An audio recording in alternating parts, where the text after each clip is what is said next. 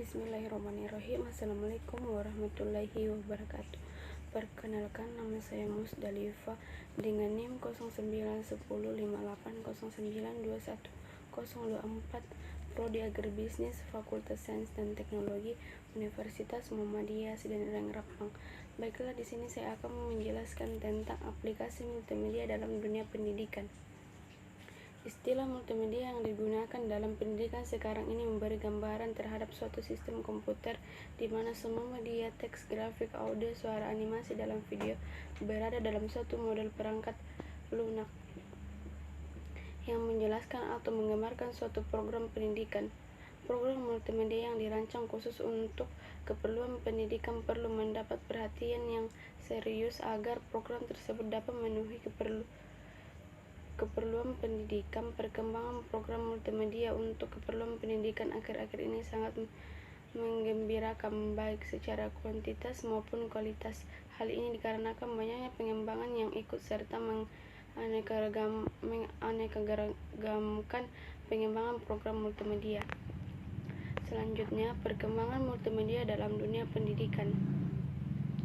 Lahirnya multimedia digunakan dalam pendidikan adalah salah satu bagian perkembangan dari pembelajaran berbasis komputer tersebut. Pada dekade tahun 1990, komputer berbasis multimedia interaktif mulai berkembang. Para pendidik mulai mempertimbangkan implikasi apa yang mungkin timbul dari multimedia baru ini jika diterapkan dalam lingkungan belajar mengajar dalam jangka waktu yang relatif singkat. Munculnya multimedia dalam teknologi komunikasi yang terkait telah menerobos hampir ke setiap aspek dalam kehidupan masyarakat.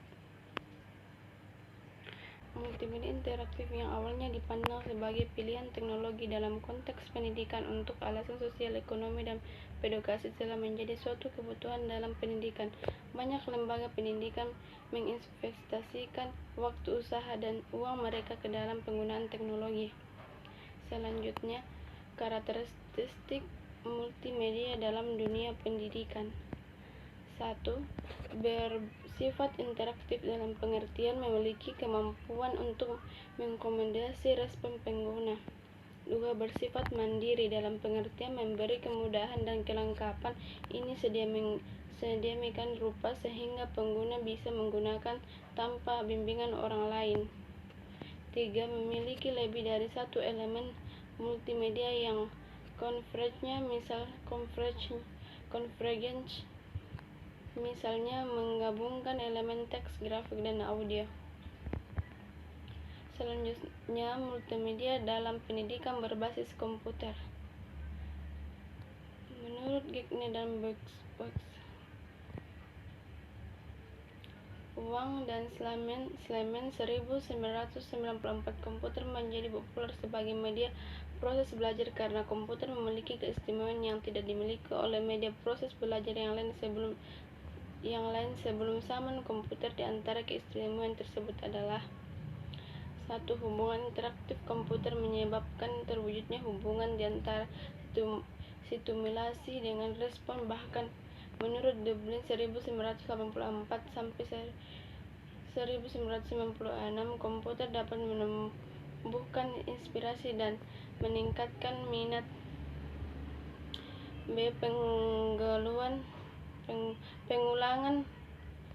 Pengulangan komputer memberi fasilitas bagi pengguna untuk mengulang apabila diperlukan untuk memperkuat proses belajar dan memperbaiki ingatan. Dalam pengulangan amat diperlukan kebebasan dan kreativitas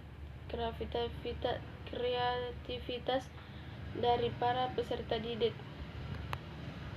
Umpan balik dan media. C. Umpan balik dan penguatan media. Komputer membantu peserta didik memperoleh umpan balik atau feedback terhadap pelajaran secara luas dan bisa memacu motivasi peserta. Multimedia mengintegrasi berbagai media. Pemanfaatan multimedia telah memberikan dampak yang positif dalam proses pembelajaran, namun dampak tersebut dalam kenyataannya masih perlu lebih didimensikan kepada para pendidik, sebab pada kenyataannya para pendidik sulit memenuhi tantangan perubahan yang dituntut oleh teknologi multimedia dan terbatas juga dalam mengaplikasi perubahan tersebut. Alasan penggunaan multimedia sebagai pelengkap terungkap dalam wawancara dengan pendidikan tersier yang menyarankan penggunaan teknologi multimedia online sebagai latihan dalam menerjemahkan materi ke dalam media lain yang kebanyakan menggunakan untuk akses dan sebagai alternatif dalam penyampaian secara tatap muka atau penyampaian materi yang dicetak.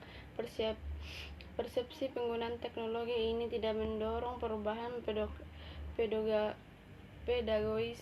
Persepsi ini mengarah pada strategi kontrak